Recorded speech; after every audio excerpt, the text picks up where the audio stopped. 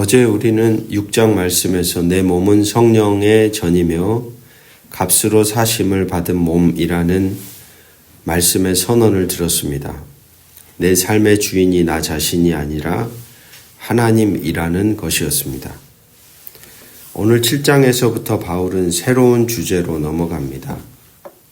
1절에 보면 너희가 쓴 것에 대하여 라고 기록하고 있듯이 이제부터는 고린도 교인들이 먼저 질문을 보내온 것에 대한 바울의 답변을 기록하고 있습니다. 5장, 6장은 바울이 듣고 나서 먼저 꾸짖은 문제들이었더라면 7장부터는 교인들이 직접 질문한 것에 대한 응답입니다. 그 첫 번째 질문이 결혼, 부부관계에 관한 것입니다. 사실 이 본문은 오늘날 교회에서 잘 다루지 않는 말씀입니다. 왜냐하면 바울이 독신을 권하고 있기 때문이죠. 결혼식을 앞두고 설교하기에도 부부들 앞에서 꺼내기에도 어색한 말씀처럼 읽혀집니다. 그러나 바울의 말씀을 제대로 들으면 여기에 우리 모두에게 깊이 말씀하시는 하나님의 뜻이 있습니다. 오늘 함께 들을 질문은 이것입니다. 나는 지금 내가 있는 자리에서 하나님과 함께 살고 있습니까? 라는 이 질문을 통하여 오늘 말씀을 한번 읽어보아야 하겠습니다. 첫 번째는 1절에서 7절입니다. 바울의 말씀을 제대로 듣기 위한 배경이 있습니다. 1절에서 바울은 이렇게 말합니다. 남자가 여자를 가까이 아니함이 좋으나. 이 말을 처음 들으면 당황스럽습니다. 성경이 결혼을 창조 질서로 말하는데 바울은 왜 이렇게 말할까? 배경을 알아야 합니다. 고린도 교인들 중에는 헬라 이원론의 영향을 받아서 극단적 금욕주의로 흘러갔던 사람들이 있었습니다. 영혼만 중요하고 몸은 악하다고 생각했습니다. 바로 이런 생각이 부부 사이에서도 육체적인 관계를 피해야 한다고까지 생각했던 것입니다. 그들이 바울에게 질문했을 겁니다. 남자가 여자를 가까이 하지 않는 것이 더 영적인 것이 아닌가요? 바울의 대답은 그 극단적 금욕주의를 지지하지 않습니다. 2절에서 바울은 오히려 음행을 피하기 위하여 남자마다 자기 아내를 두고 여자마다 자기 남편을 두라고 말합니다. 그리고 3, 4절에서는 부부 사이의 성적 관계를 서로에 대한 의무로 표현합니다. 남편은 아내에게, 아내는 남편에게 서로의 권리를 빼앗지 말라는 것입니다. 4절의 말씀은 당시의 시대적 배경에서 보았을 때는 아주 혁명적인 이야기입니다. 왜냐하면 고대 사회에서 성적인 권리는 남편에게만 있었기 때문이죠. 바울은 그 틀을 깨고 남편과 아내를 동등한 자리에 세워놓습니다. 아내는 자기 몸을 주장하지 못하고 오직 그 남편이 하며 남편도 자기 몸을 주장하지 못하고 오직 그 아내가 하느니라. 한쪽만의 권리가 아니라 서로를 향한 헌신이라고 바울은 이야기하고 있는 것이죠. 5절에서는 부부가 기도에 전념하기 위해 잠시 분방할 수는 있겠지만 너무 오래 하지는 말라고 합니다. 사탄의 시험에 넘어질 수 있기 때문입니다. 이것도 합의하에 일시적으로라는 조건을 명시하고 있습니다. 6절에서 바울은 스스로 이것이 명령이 아니라 허락이요 권면임을 밝힙니다. 여기서 우리는 바울의 매우 중요한 태도 한 가지를 보게 됩니다. 바울은 하나님의 뜻과 자신의 생각을 철저히 구분한다는 점입니다. 이것은 내 생각이다. 하나님의 명령이 아니다. 성경이 말하는 것까지는 말하고 성경이 침묵하는 것에 대해서는 자신의 생각임을 분명하게 이야기하고 있습니다. 7절에서 바울은 말합니다. 나는 모든 사람이 나와 같기를 원하노라. 그러나 각각 하나님께 받은 자기의 은사가 있으니 이 사람은 이러하고 저 사람은 저러하니라. 독신도 은사고 결혼도 은사입니다. 바울은 자기 방식만이 정답이라고 말하지 않습니다. 바울의 태도를 통해 우리는 생각할 수 있습니다.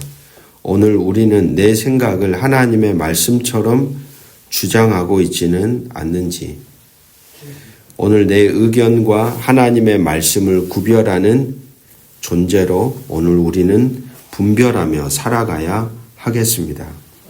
두 번째 단락은 8절에서 16절입니다. 결혼과 이혼에 대하여 하나님은 평화를 원하십니다. 8절 9절에서 바울은 혼인하지 않은 자들과 과부들에게 자신처럼 홀로 지낼 것을 권합니다. 그러나 정욕을 절제할 수 없으면 결혼하라고 합니다. 정욕이 불같이 타는 것보다 결혼하는 것이 나으니라. 이 말은 결혼을 폄하하는 것이 아닙니다. 결혼이 현실적이고 선한 길임을 인정하고 있습니다. 10절에서 11절은 바울은 이미 결혼한 사람들에게 말합니다. 여기서 자신의 의견이 아니라 주께서 명하신다고 말합니다. 이혼하지 말라는 겁니다.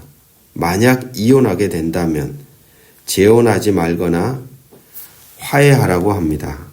하나님이 원하시는 것은 둘이 한 몸이 되는 것이며 이것은 바울의 조언이 아닌 하나님의 뜻입니다.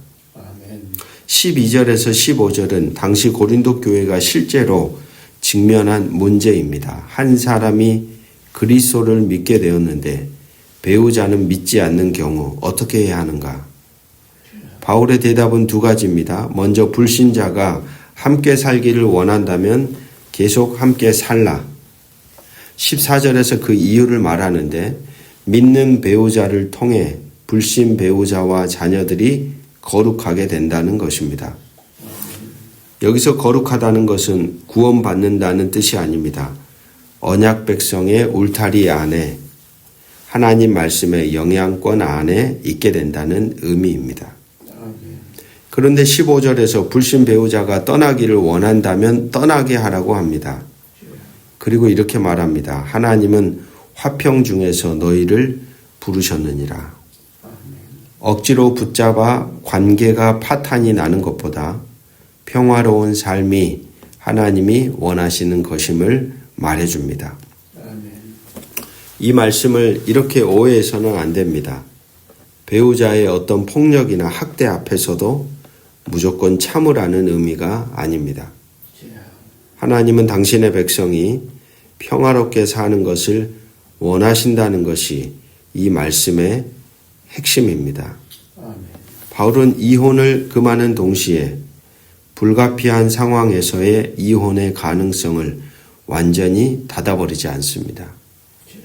현실을 살아가는 사람들 앞에서 지혜롭게 살 길을 열어주는 목회자의 제안을 우리는 말씀을 통해 만나고 있는 것입니다.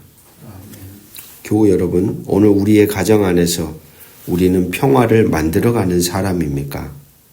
아니면 갈등을 일으키는 사람인가요? 오늘 하루 우리가 먼저 한 걸음 평화를, 화평을 향해 내디딜 수 있는 것이 무엇인지 우리의 존재를 돌아보며 생각하고 행동해야 하겠습니다. 세 번째 17절에서 24절입니다. 부름받은 자리에서 하나님과 함께 사십시오. 17절은 이 본문 전체의 핵심 원리를 선언합니다. 오직 주께서 각 사람에게 나눠주신 대로 하나님이 각 사람을 부르신 그대로 행하라. 이 원리를 설명하기 위해 바울은 두 가지 사례를 듭니다. 첫째는 할례 문제입니다. 할례를 받은 상태로 부름을 받았으면 할례자로 살면 되고, 무할례자로 부름을 받았으면 무할례자 그대로 살면 됩니다. 할례를 받지 않은 사람이 굳이 할례를 받으려 하거나 반대로 할례 흔적을 없애려 할 필요가 없다는 말입니다. 핵심은 하나님의 계명을 지키는 겁니다. 유대인이나 이방인이냐 이게 중요한 게 아니라 하나님 앞에서 어떻게 서 있느냐 이게 더 중요하다는 것이죠. 두 번째는 노예 신분의 문제입니다. 종으로 부름을 받았더라도 낙심하지 말라고 합니다. 자유로워질 수 있으면 자유를 사용하라고. 하지만 설령 자유로워지지 못하더라도 걱정하지 말라고 이야기합니다. 왜냐하면 종으로 부름을 받았어도 그는 하나님 앞에서 자유인이기 때문입니다. 반대로 자유인으로 부름을 받았더라도 그는 그리스도의 종입니다. 즉 다시 말해 세상의 신분이 우리의 진짜 신분을 결정할 수는 없다는 것이겠죠. 23절에서 바울은 다시 6장 20절의 말씀을 반영합니다. 너희는 값으로 사신 것이니 사람들의 종이 되지 말라. 세상 권력에 대해, 세상 문화에 대해, 세상의 잣대에 종속되어 살지 말라는 것입니다. 그리고 24절에서 다시 선언합니다. 형제들아, 각 사람은 부름을 받은 그 상태 그대로 하나님과 함께 거하라. 부름받은 그 자리에서 하나님 곁에 머무르라고 하는 이 두 표현이 전부입니다. 부름받은 그 자리에서 하나님 곁에 머물러라. 어디에 있든지 하나님 곁에 있는 것, 그게 신앙의 본질입니다. 결혼한 사람은 결혼한 자리에서 하나님과 함께 머무르는 것이 부름입니다. 독신인 사람은 독신의 자리에서 하나님과 함께 거하는 것이 하나님의 부름입니다. 직장이 있는 사람은 그 직장에서, 아픈 사람은 그 아픔의 자리에서, 노년인 사람은 그 노년의 자리에서 하나님과 함께 머무르는 것, 하나님 곁에 머무르는 것, 바로 그것이 말씀의 부름입니다. 중요한 것은 자리가 아니라는 겁니다. 어떤 자리에 있느냐, 이게 중요한 게 아닙니다. 중요한 건 자리가 아니라 함께 계시는 분에 있습니다. 어떤 자리에도 우리는 하나님과 함께 사는 존재로 우리를 부르셨다. 세상 방식은 이렇게 말합니다. 좋은 자리에 가야 행복하다. 지금 형편이 바뀌어야 제대로 살 수 있다. 하지만 오늘 말씀의 방식은 이렇습니다. 지금 그 자리에서 하나님과 함께 거하라. 그것이 이미 충분하다. 교우 여러분, 오늘 우리는 어떤 자리에 있습니까? 그 자리가 만족스럽든 그렇지 않든 우리가 먼저 물어보아야 할 질문은 이것입니다. 나는 지금 이 자리에서 하나님과 함께 거하고 있는가? 오늘도 기억하십시오. 하나님과의 동행이 우리의 인생에 있어서 가장 우선입니다. 기도하겠습니다. 우리는 자주 자리를 바꾸면 더 잘 믿을 수 있을 것 같다고 생각합니다. 지금 형편이 달라지면 더 충실하게 살 수 있을 것 같다고 생각합니다. 하지만 주님은 오늘 말씀합니다. 부름받은 그 자리에서 하나님과 함께 거하라. 결혼한 성도들이 그 가정 안에서 주님을 드러내는 삶을 살게 하옵소서. 독신으로 살아가는 지체들이 그 삶 안에서 주님을 드러내는 삶을 살게 하옵소서. 가정 안에서 갈등하는 이들에게 평화를 주시고 혼자라고 느끼는 이들에게 함께 하시는 주님을 경험하게 하옵소서. 무엇보다 우리가 어디에 있든지 무슨 형편에 처해 있든지 주님 곁을 떠나지 않는 공동체가 되게 하옵소서. 말씀 공동체가 서로 다른 삶의 자리에 있으면서도 같은 주님 앞에 함께 서 있는 공동체, 각자의 부름을 존중해주고 서로를 세워주는 공동체가 되게 하옵소서.